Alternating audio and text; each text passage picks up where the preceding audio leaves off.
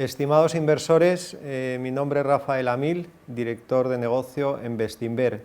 La idea de este vídeo es dar respuesta a algunas preguntas que quedaron sin contestar en nuestra última conferencia del día 11 de febrero. Algunas de ellas sí que han sido contestadas a través de nuestro equipo comercial a muchos inversores, pero sí es cierto que tuvimos mucha demanda de preguntas y para ello queríamos contar con el equipo de gestión de Bestinver para que pudieran atender a todas. La idea es dar el mismo formato que tuvimos en la conferencia y para ello lo dividiremos las respuestas en 4 bloques. Contaremos con Tomás Pintor, responsable de renta variable internacional en Bestinver para ese bloque, con Ricardo Seixas, responsable de renta variable ibérica, Eduardo Roque, que atenderá a las preguntas de renta fija, y Francisco del Pozo en las preguntas referentes a nuestro fondo de infraestructuras y a ese área. Sin más, comenzamos con Tomás, que contamos aquí con su presencia. ¿Qué tal? Y sería, ¿cuál es la posición que más pesa actualmente en la cartera internacional? Pues actualmente es HelloFresh, es una compañía con varias ventajas competitivas, básicamente está verticalmente integrada y tiene el doble de margen operativo que su competencia directa, que no es otra que las grandes superficies alimentarias, y luego tiene varias también ventajas, o ofrece bastantes ventajas al usuario, entre ellas que el producto tiene muy poco desperdicio y que es muy competitivo en precio. De hecho, creo que en el 2022 esperamos que esta empresa llegue a España y evidentemente seremos usuarios. Recientemente HelloFresh hizo un día del inversor en diciembre, que les invito, si se lo pueden ver en la web de HelloFresh, que es muy revelador y en el cual entenderán el por qué estamos tan convencidos con esta posición. Básicamente en ese día del inversor la compañía dio sus planes en el medio plazo, donde esperan llegar a unas ventas de unos 10.000 millones, que eso es multiplicar por 5 lo que hicieron en el 2019, y con márgenes bastante atractivos. Nosotros somos más conservadores, creemos que en 3-4 años puede llegar a tener alrededor de 5.000 millones y generar un flujo de caja libre de 1.000. Esto teniendo en cuenta que hoy tiene caja y que va a generar caja de aquí a los próximos 3-4 años, podemos encontrarnos con una compañía con el 30% de su capitalización bursátil en caja. Por tanto, el múltiplo implícito en flujo de caja libre estamos hablando del 13-14%. Creemos que es por supuesto muy atractivo.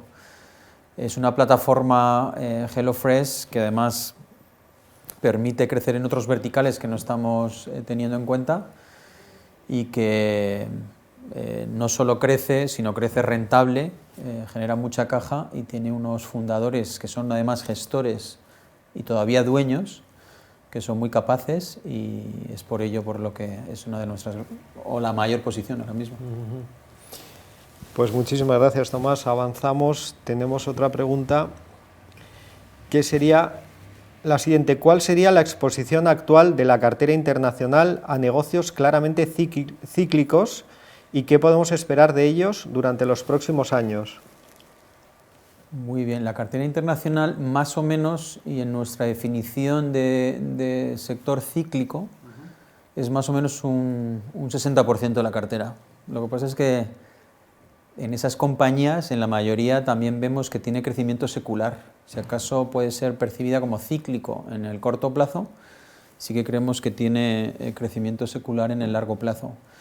Y lo que podemos esperar, sin jugar a ser adivinos, pero es evidente que cuando pasemos esta crisis sanitaria, llevamos diciendo bastantes meses que hay una demanda insatisfecha muy clara y por tanto cuando empiece la normalización, empezamos todos a consumir, a interactuar, pues va a haber más crecimiento económico y por ende este tipo de compañías deberían tener un buen viento de cola, y más si cabe con el apoyo fiscal que estamos viendo de los bancos centrales y de los gobiernos, ¿no?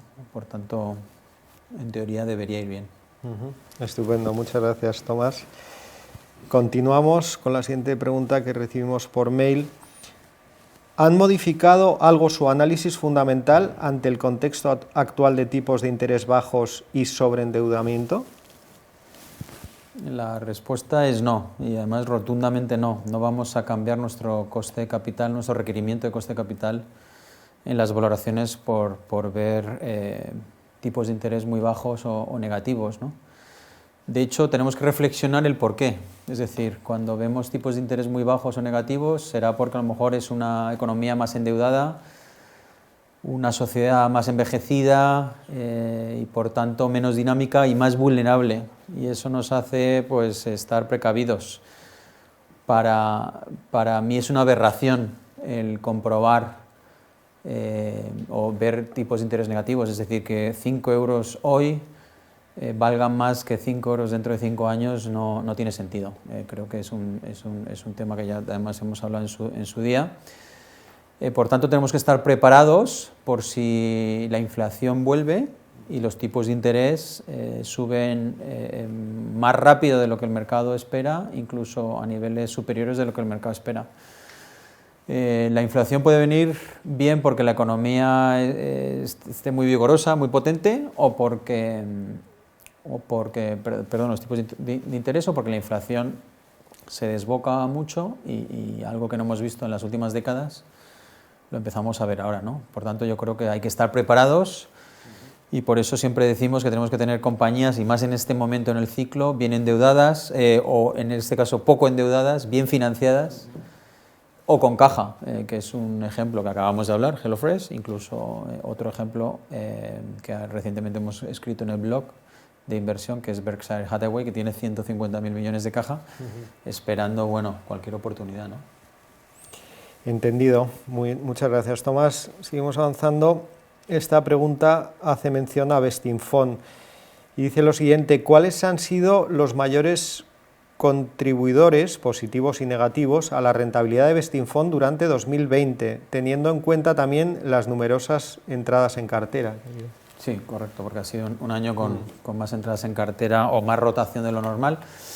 Esta es fácil y rápida. Delivery Hero, la que más, seguida por AMS, Samsung, HelloFresh precisamente y Ashtead como positivos. Y todas además las mantenemos en cartera y creemos que tienen bastante potencial. Y negativos, 2 financieras, en este caso 2 bancos, Standard Chartered y Société Générale, que ya no tenemos en cartera. Es Schlumberger, que es una compañía de lo que llamamos Oil Services, e Informa, que creemos que tiene ante sí una recuperación muy potente. Perfecto, pues ahí si quieres enlazo con una pregunta, ya que has nombrado Ashtead, una pregunta que hace uno de nuestros inversores, donde dice: ¿seguís viendo potencial en Ashtead después de su buen comportamiento de 2020? Bien, evidentemente cuando empezamos a comprar Ashtead, que fue en abril del 2020 más o menos, la compañía ahora mismo está más de un 100% arriba sobre esa valoración, pero era muy extrema esa valoración. Pero es verdad que el modelo de negocio de Ashtead nos ha sorprendido para bien, porque ha sido mucho más resiliente de lo que podríamos esperar nosotros y el mercado. Nosotros sí es verdad que siempre decíamos y recalcábamos que Ashtead tenía que ver una recesión o mini recesión, que en este caso ocurrió en los meses después de la pandemia, de empezar la pandemia, donde se convirtió en un negocio cíclico a un negocio de hecho contracíclico. En el 2020-21, que su año fiscal está en medio del año natural, va a generar más flujo de caja libre que nunca, 1.200 millones por lo menos.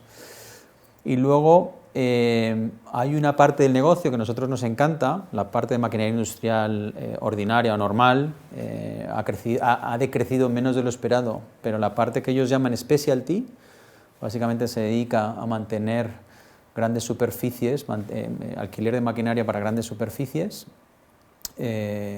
ha crecido a doble dígito en plena pandemia.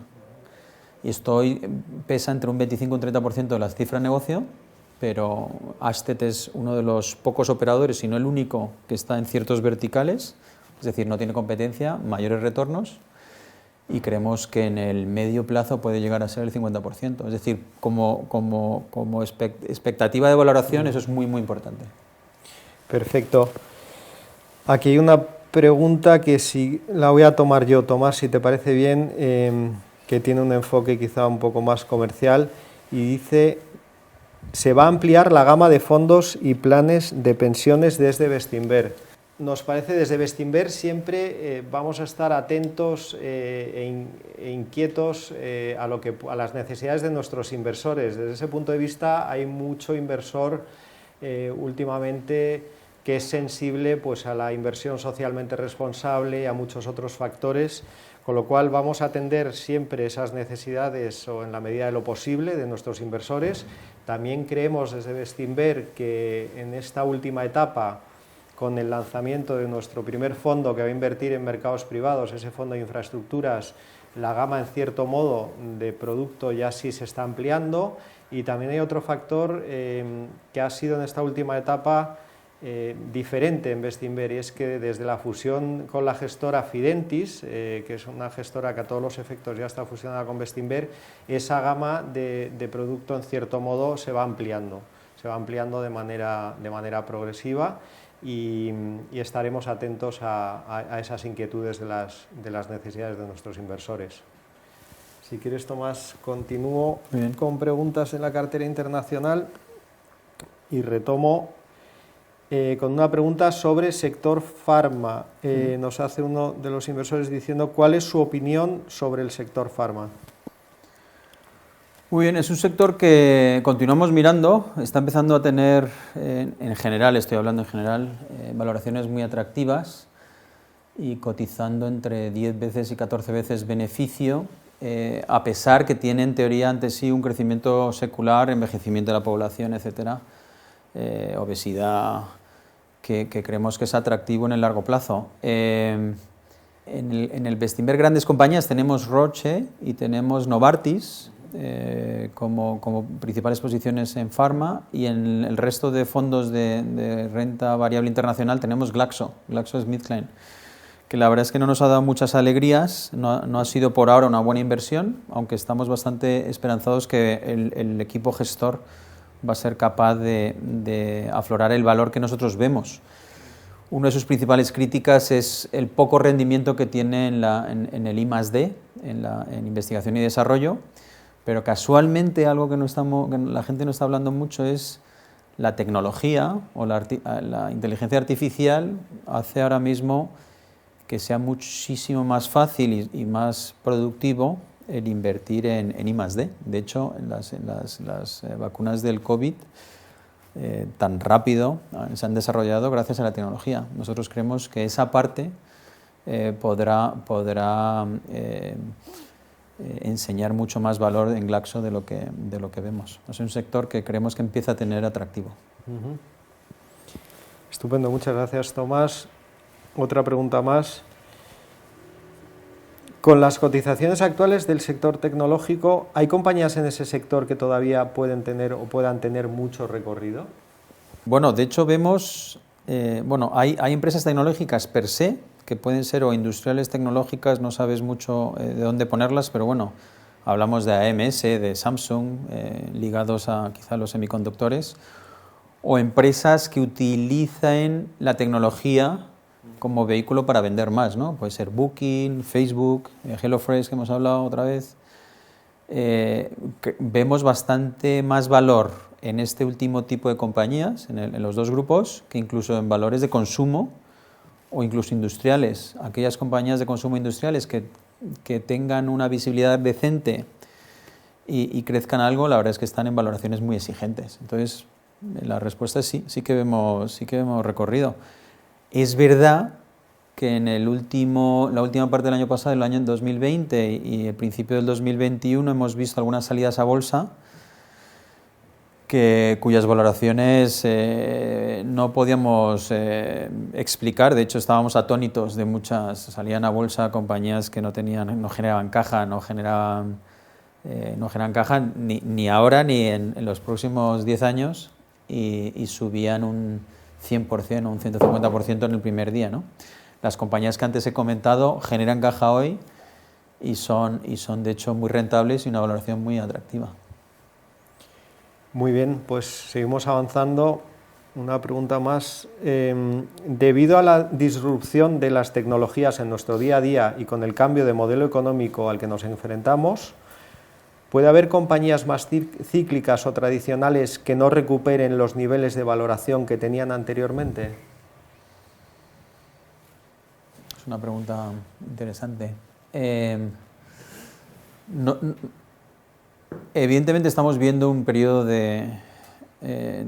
y la pandemia lo ha acelerado, de disrupción sin precedentes en muchos modelos de negocio.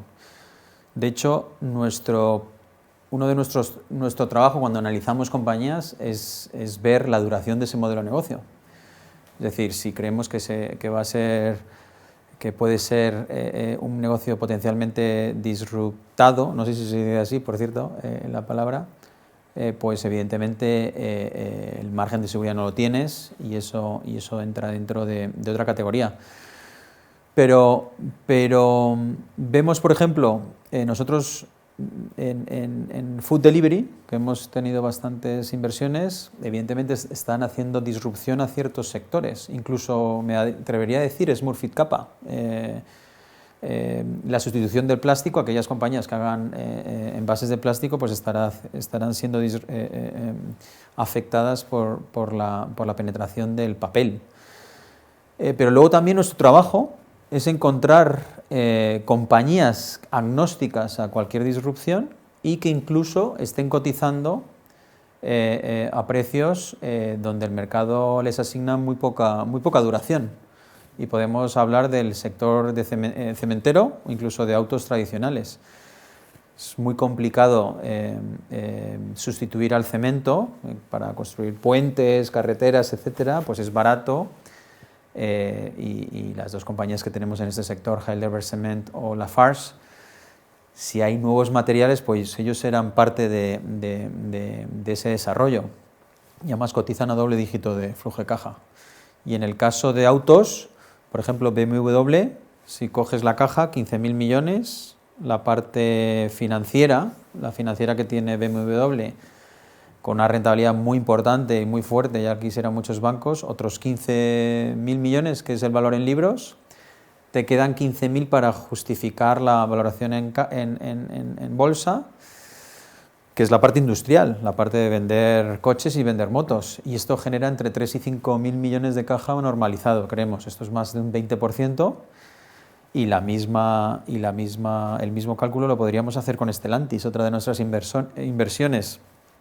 Por tanto, a nivel relativo y a nivel absoluto, la valoración es muy, muy atractiva, donde creemos que el mercado está descontando algo que van a tener una disrupción en algún momento en los próximos 10 años, y no lo vemos así. Fenomenal, Tomás. Pues te enlazo con otra pregunta, ya que nos has hablado de autos y cementeras, de un inversor que nos pregunta sobre este tipo de sectores y qué efecto puede tener la integración de criterios medioambientales, sociales y de buen gobierno en nuestro proceso de análisis en este tipo de compañías. ¿Cómo podríamos explicarlo de una manera clara? Yo entiendo que es contraintuitivo, porque estos sectores parecen que son perdedores absolutos, sobre todo de la parte medioambiental, por el impacto que pueden tener. Sin embargo, en Bestinver queremos tomar estos criterios medioambientales, sociales y de buen gobierno de una manera muy proactiva, y de hecho creemos que son parte de la solución. El delta de mejora medioambiental que van a tener estas compañías en la próxima década va a ser muy importante y eso creo que va a ser muy relevante. Y de hecho vamos a escribir sobre ello, perdona que insista, vamos a escribir sobre ello en el blog de inversión en los próximos días. Yo creo que va a ser interesante para nuestros oyentes verlo. Pues continuamos, si te parece, Tomás, con la siguiente pregunta. ¿En base a qué criterios se selecciona una compañía para el Bestinver Grandes Compañías y no para la cartera internacional?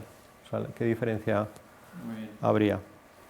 Bueno, el proceso de generación de ideas y análisis es el mismo para todos los fondos. Sin embargo, la construcción de carteras es diferente.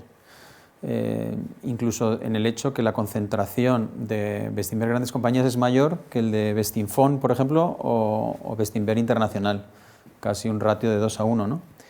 Y luego en Bestinver Grandes Compañías la calidad del negocio y la gobernanza va antes que la valoración. Y sin embargo, en los otros fondos grandes que he comentado, es el precio, la valoración, el que es muy relevante. Por tanto, en el proceso es el mismo, pero luego en la construcción de carteras es diferente. Cartera es diferente. Queda bien explicado. Muchas gracias, Tomás. Pues ya vamos acabando con alguna otra pregunta sobre la cartera internacional. Y esta nos dice, nuestro querido amigo Warren Buffett va a cumplir 91 primaveras. ¿Cómo puede afectar a vuestra tesis de Berkshire un relevo natural en el equipo directivo de la compañía? Bueno, es ley de vida, 91 años, como decía nuestro oyente o partícipe o inversor, y evidentemente es ley de vida que algún día no estará con nosotros, Warren. Sin embargo, creo que ha telegrafiado muy bien desde hace tiempo su plan de sucesión. Y creemos que conocemos a los principales responsables que van a llevar las principales divisiones de Berkshire. Y aparte, creemos que el día que falte, si sufre la acción, la caja que tienen, 150.000 millones ahora mismo, van a recomprar acciones y por tanto creemos que eso es un uso del capital excelente en el largo plazo.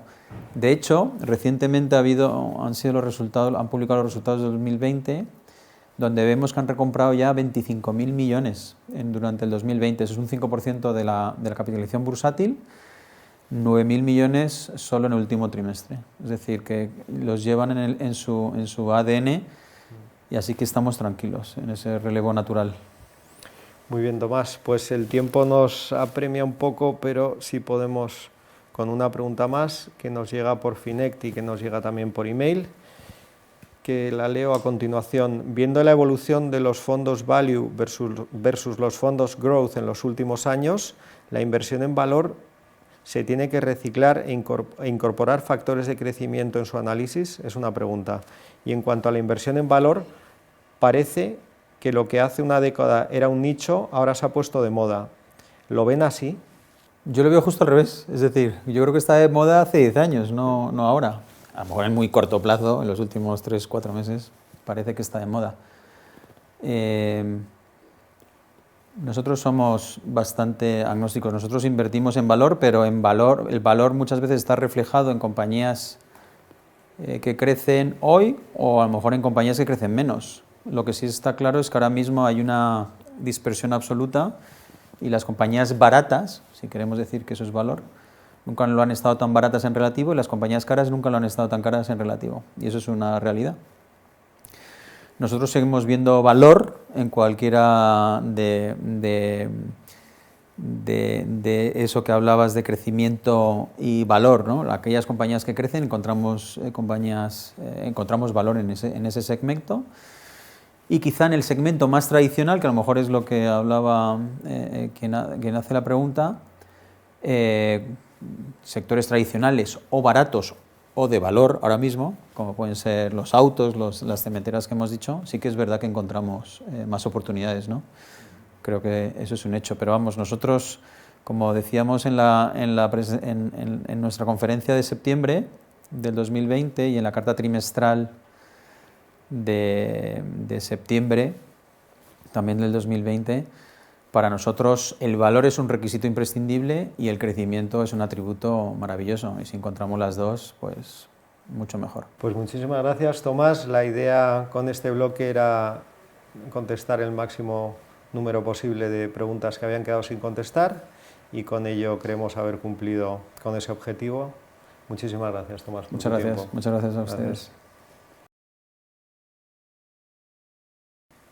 Muy bien, pues seguimos avanzando y en este bloque lo que tocaría sería hablar de nuestras carteras ibéricas y en este caso de las preguntas de nuestros inversores que quedaron en nuestra conferencia sobre la cartera ibérica, y para ello contamos con la presencia de Ricardo Seixas, que es el responsable de renta variable ibérica dentro de Bestinver. Si te parece, empezamos con las preguntas de nuestros inversores y la primera que tendríamos sería ¿qué tipo de compañías se descartan en Bestinver Tordesillas que sí podrían formar parte de Bestinver Bolsa? Pues yo diría que básicamente la base de análisis y el resultado de nuestro análisis exactamente es el mismo, con lo cual a priori no hay compañías descartadas en una cartera frente a otra. Simplemente el enfoque de preservación del capital que tenemos en el Bestinver Tordesillas podría implicar algún control del nivel de exposición en algún valor menos líquido, eso sí. Perfecto, Ricardo. Siguiente pregunta. En la última parte del año la bolsa española lo hizo muy bien. ¿Cómo veis 2021? Pues con la ventaja de haber ya empezado el año, diría que los desajustes de valoración que se han visto con las fuertes caídas de nuestro mercado dejan de manifiesto la sensibilidad que tiene nuestro mercado al ciclo económico. Eso se ha visto reflejado en las caídas de marzo, en las subidas de noviembre y nuevamente ya con el fuerte febrero que hemos tenido. Creemos que ese perfil que tiene el mercado y la que creemos ser por primera vez en muchos años, la visibilidad que tenemos de cara y la profundidad que vemos en ese ciclo económico que creemos tener por delante, nos pueden dar esa alegría en este mercado. Fenomenal, Ricardo. Siguiente pregunta hace mención a una compañía que es Viscofan. Y la pregunta sería perspectivas de Viscofan. Pues Viscofan, además de una excelente compañía, ha estado durante los últimos años muy presionada a nivel de márgenes por un poco falta de disciplina, si podemos ponerlo de alguna forma, de sus pares, de su sector, ¿no?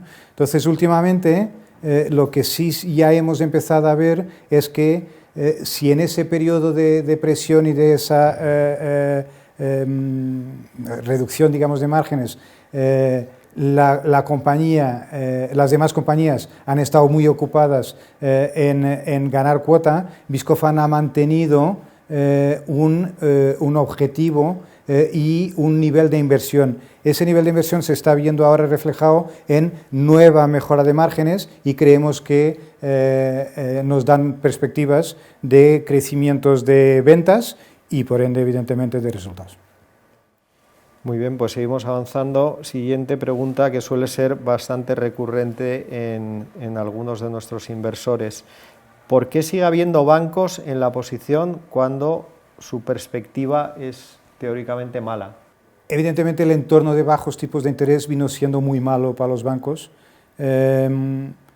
Estaba claro que siempre estuvo, evidentemente, que cuanto más bajos los tipos, menor la capacidad de recoger esos beneficios de la línea de márgenes de intereses, pero además se han juntado a mayores exigencias de niveles de cobertura de morosos y de niveles de capital. Últimamente ese trabajo a lo mejor ya está un poco hecho a nivel de balance.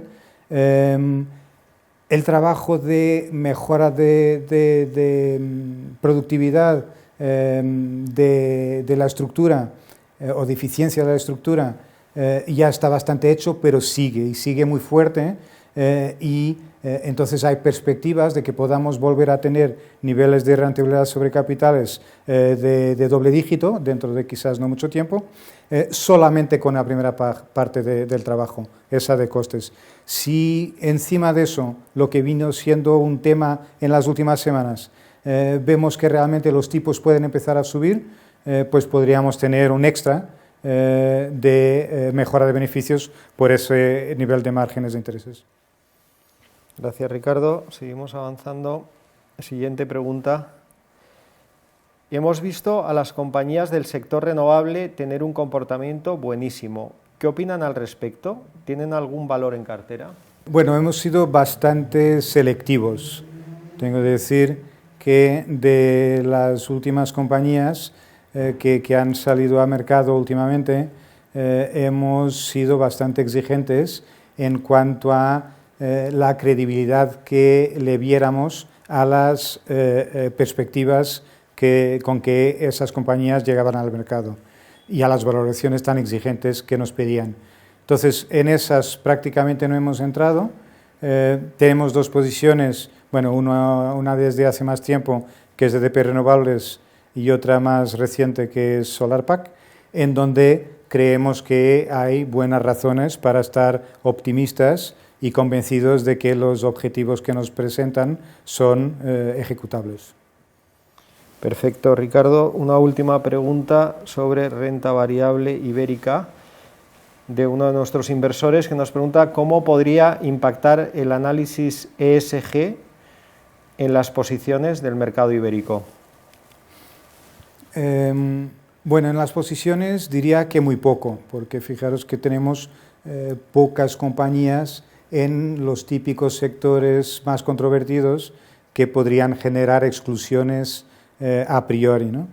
Entonces, ese tipo de análisis y ese trabajo que estamos haciendo, lo que nos está beneficiando realmente es en el aumento, si cabe, de interactuación con las compañías y por forma a tratar de entender bien los planes que existen para los diferentes puntos de la ESG, porque hasta ahora nos preocupábamos más con la G, realmente, que era un tema que en nuestras conversaciones con las compañías siempre tratábamos de entender bien, ¿no? Entonces, esto está tratando de incluso mejorar, si cabe, como digo, nuestras convicciones en los valores en los que invertimos.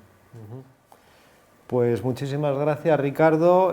Con esto damos por terminado este bloque referente a renta variable ibérica y gracias de nuevo por tu tiempo. Gracias. Está con nosotros para este grupo de preguntas sobre renta fija Eduardo Roque, que es el responsable de los fondos de renta fija en Bestinver. Muchas gracias, Eduardo, por contar con tu presencia para estas preguntas de nuestros inversores. Buenas tardes, Rafa. Sin más, si te parece, damos comienzo a la primera, que hace referencia al equipo de renta fija. Este inversor nos pregunta, además de usted, ¿quién está gestionando la renta fija en Bestinver? Claramente se refiere al equipo. Nosotros somos 4 en el equipo y la verdad es que tengo la gran suerte de contar con el mejor equipo de profesionales que se puede tener, y no me ruborizo al decirlo porque estoy hablando de ellos, no de mí, ¿no? Es gente que ha tenido éxito profesional en sus etapas anteriores, que tiene una dilatada experiencia y que ha cogido como un gran reto venir a Bestinver a crear también una gestora líder en renta fija y no solo en renta variable, ¿no? Entonces, bueno, tenemos la suerte de contar con Joaquín Álvarez Borrás, que vino conmigo de Mutuactivos en 2018 y era el director de renta fija de Mutuactivos y antes estuvo en el grupo Aviva. Y es, aparte de tener 21 años como profesional gestionando renta fija, es un gran especialista en el sector financiero. Luego tenemos a Benito Artiñano, que tiene 26 años de experiencia gestionando también renta fija en Allianz, luego fue director de renta fija de Fonditel y luego se incorporó posteriormente a Bestinver. Y por último, Miguel Molina, que, bueno, Benito Artiñano además es un gran especialista en lo que es todo tipos de interés, deuda pública, agencias, supranacionales, etcétera, además de llevar el sector industrial y materiales básicos.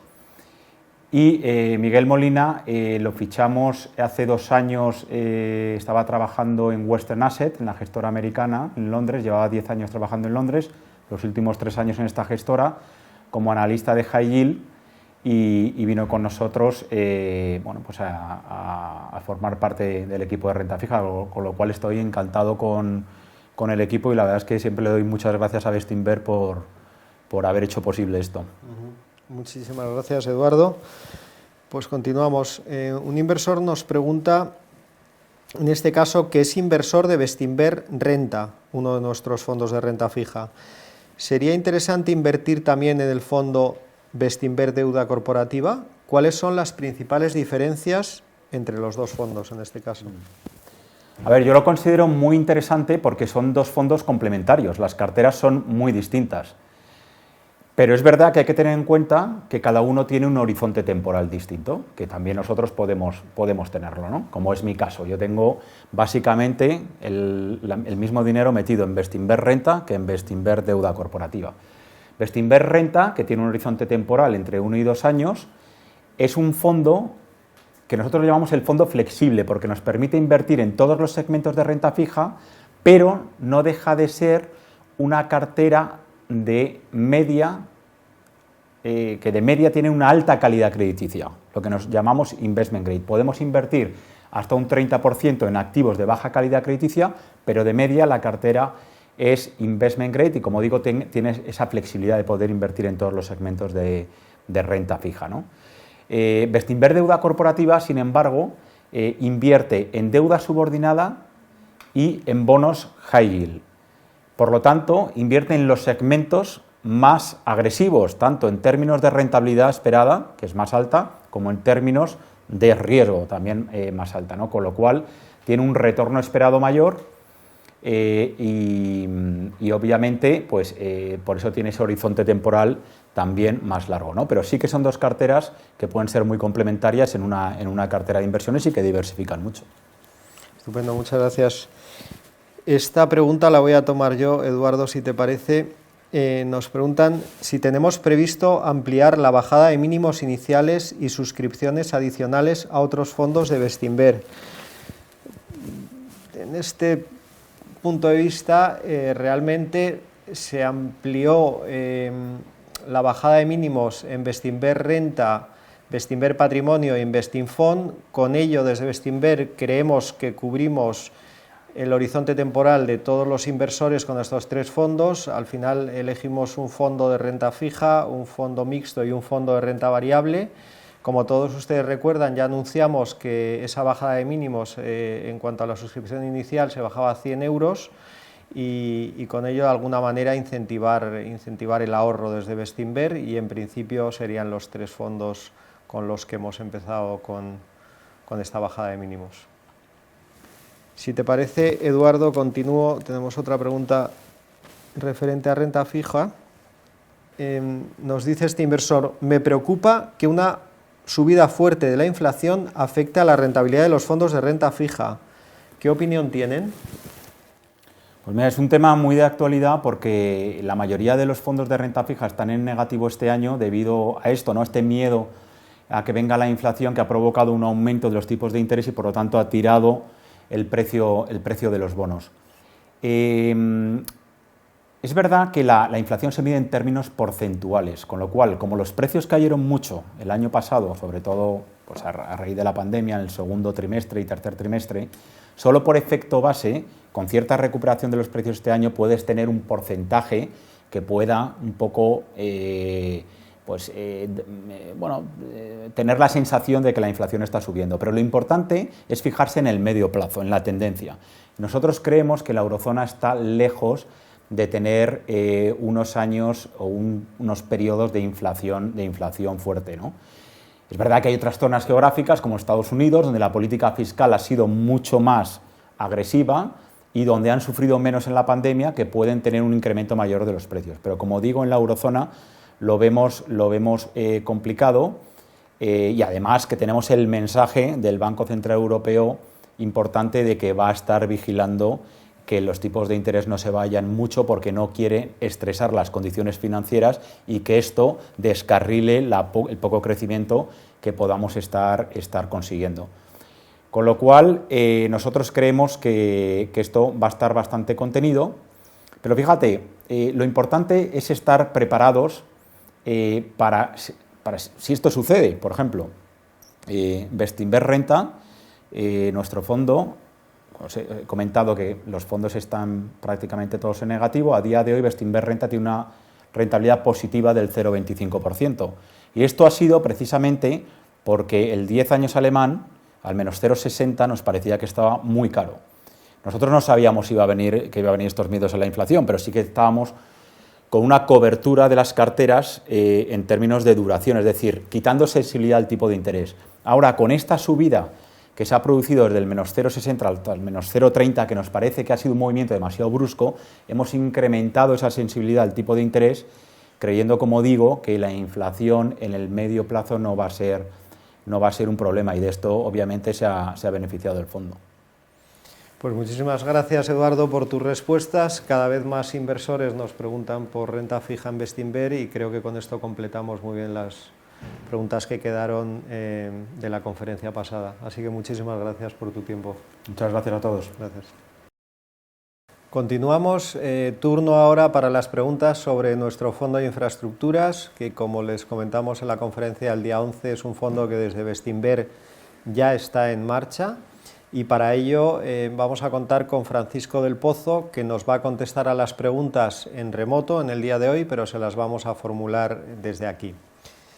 Con lo cual empiezo con la primera pregunta, Francisco, que sería: ¿qué ventaja puede tener invertir en el fondo de Bestinver Infra frente a un fondo de renta variable? Buenas tardes, Rafa. Muchas gracias por la pregunta. Un poco, bueno, la diferencia es que el fondo de infraestructuras invierte el dinero durante los primeros 2 años y luego lo deja invertido para los próximos 5 o 6 años en los activos. La parte buena del fondo es que hace repartos anuales y no revierte los dividendos en los activos. Pero sí que es verdad que el partícipe tiene que tener el dinero comprometido para los próximos 8 años. Un poco las diferencias con renta variable es que los fondos de renta variables no dan un dividendo anual, ya que reinvierten las plusvalías, pero tienen liquidez diaria y el partícipe puede retirar su dinero en cualquier momento, ¿no? Entonces, una vez, digamos, explicado un poco las diferencias entre el fondo y de infraestructuras y renta variable, lo que sí sería bueno recalcar es que estos dos tipos de inversiones están diseñadas con un horizonte temporal a largo plazo y requieren paciencia por parte de los inversores. Si el inversor tiene un horizonte temporal a corto plazo, recomendaríamos más invertir en renta fija, ¿no? Creemos que es más adecuado. Un poco por expandir un poco, el fondo invierte en activos reales que normalmente están descorrelacionados con los mercados financieros y deberían de ser un producto más defensivo que la renta variable.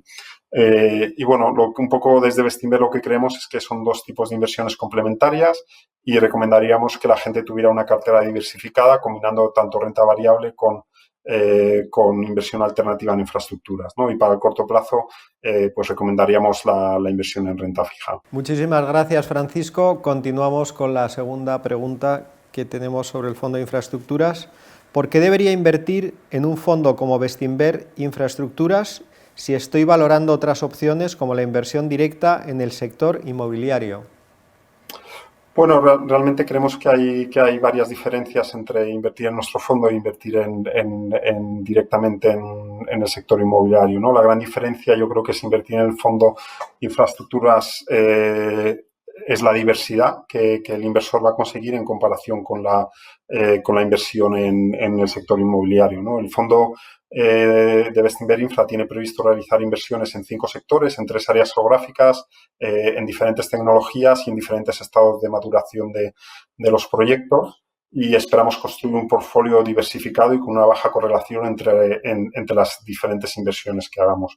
Y un poco, bueno, pues la inversión directa en el sector inmobiliario suele tener una mayor concentración, depende mucho más de la evolución económica de un sector, una geografía y un tipo de proyecto en concreto, ¿no? Entonces, bueno, pues la ventaja de invertir en Bestinver Infra es que proporcionará una mayor diversificación para la inversión que va a hacer el partícipe y creemos, bueno, pues que es más apropiada que invertir en un proyecto directo en el sector inmobiliario. Muy bien, Francisco. Continuamos con la siguiente pregunta. Me parece muy atractivo el nuevo fondo de capital riesgo, sobre todo el atractivo pago del dividendo del 4%, pero me surge una duda, nos pregunta este inversor. Ante la falta de liquidez de Bestinver Infra, ¿se prevé facilitar la transmisión del compromiso a otro inversor interesado si no pudiera cumplir con el suyo? ¿Podría el inversor buscar a un tercero que le sustituya en el mismo? Gracias, Rafa, por la pregunta. Sí, bueno, sí que es verdad, ¿no?, que el reparto anual es atractivo, especialmente en estos tiempos de intereses bajos, pero sí, como hemos comentado antes, lleva asociado un compromiso de inversión a largo plazo, ¿no? Entonces, en el fondo hay, digamos, 2 etapas. Está el periodo de inversión y luego el periodo de operación, ¿no? Entonces, en el periodo de inversión, pues la verdad es que es difícil transferir las participaciones, ya que el dinero todavía no está en manos del gestor, sino que está en manos del partícipe y todavía no se han realizado esas inversiones. Por el contrario, durante el periodo de operación del fondo, Bestinver no da liquidez, ya que el fondo no tiene el dinero y ese dinero está, digamos, invertido en los activos que son los que dan los dividendos que nos permiten hacer esos desembolsos anuales a los partícipes. Pero bueno, la verdad es que Bestinver, bueno, pues no da liquidez en ese periodo. Lo que sí que hacemos es, si hay un partícipe que quiere salir del fondo antes de su maduración, Bestinver no tiene inconveniente en permitir esa transferencia de las participaciones a un tercero, ¿no? Entonces, mientras esa persona o esa entidad cumpla los criterios de ser un inversor cualificado y pase la prueba de cumplimiento, en principio nosotros no denegamos esa transferencia injustificadamente y permitimos, digamos, que los partícipes vendan sus participaciones si encuentran un tercero que está interesado en adquirirlas. Así que, bueno, yo creo que con esto queda contestada la pregunta. No sé, Rafa, si tienes alguna pregunta más y si no, pues nada, muchas gracias por las preguntas y por tu tiempo. Muchas gracias, Francisco. Con esta pregunta terminamos este vídeo, cuyo objetivo era contestar al máximo número de ellas. Muchísimas gracias a todos.